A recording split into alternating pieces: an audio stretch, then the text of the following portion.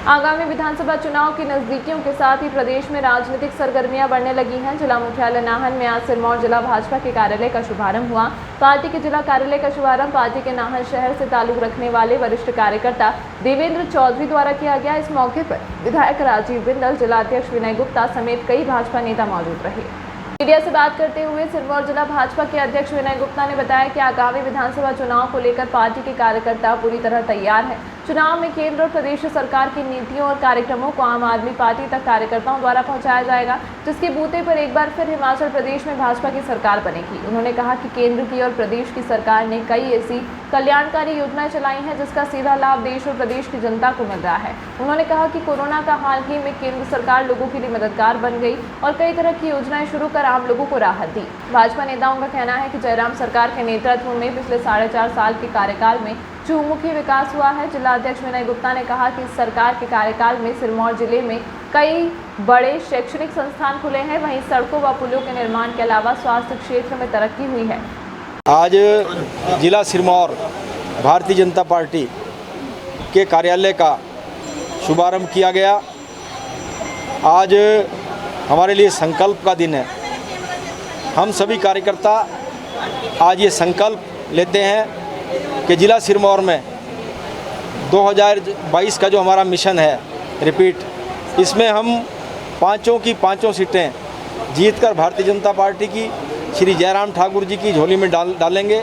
ये संकल्प हम सब कार्यकर्ताओं ने आज लिया है। सारी दुनिया और देश और प्रदेश जानता है जिस प्रकार से माननीय मोदी जी ने पूरे देश की सेवा पिछले 8 साल से की है, कैसे उन्होंने शासन सुशासन में बदला, विकास में बदला, देश की चहुमुखी तरक्की की, अनेकों ऐसी योजनाएं चलाई जिन योजनाओं का लाभ हमारे पूरी देश के गरीब से गरीब तबके को मिला।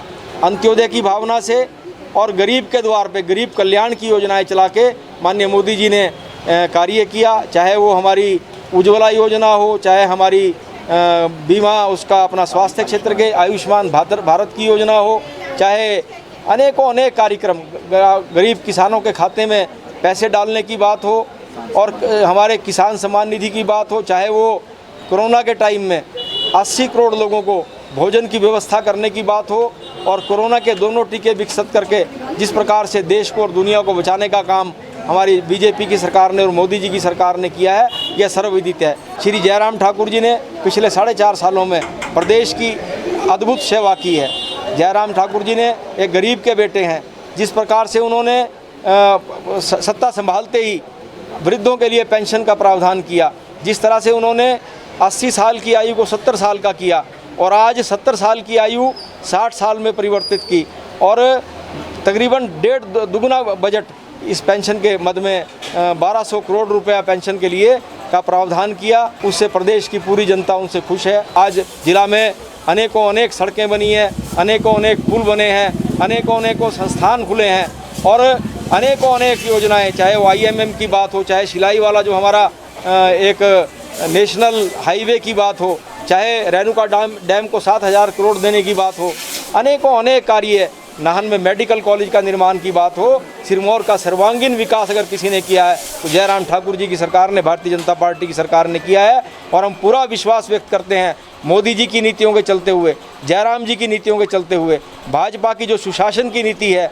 भाजपा की जो अंत्योदय की नीति है, गरीब के द्वार तक सरकार पहुंचाने की नीति है, इन नीतियों को चलते हुए आज हम ये कह सकते हैं कि प्रदेश में दोबारा से भारतीय जनता पार्टी की सरकार बनेगी।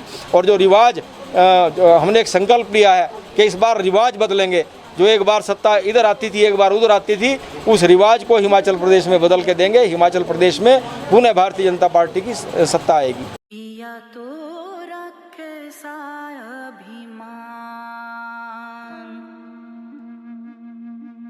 पिया तो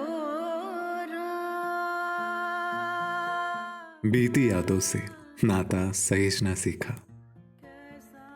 हाथ थाम कर जिनके चलना सीखा, गिरने लगती जब तो उनसे संभलना सीखा,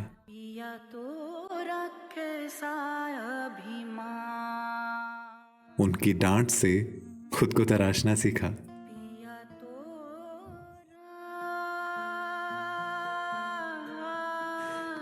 घर से दूर होकर भी दिल को हमेशा यह एहसास रहता है, उनका प्यार और फिक्र हमेशा मेरे साथ रहता है। भूषण ज्वेलर्स, अनमोल रिश्तों के लिए।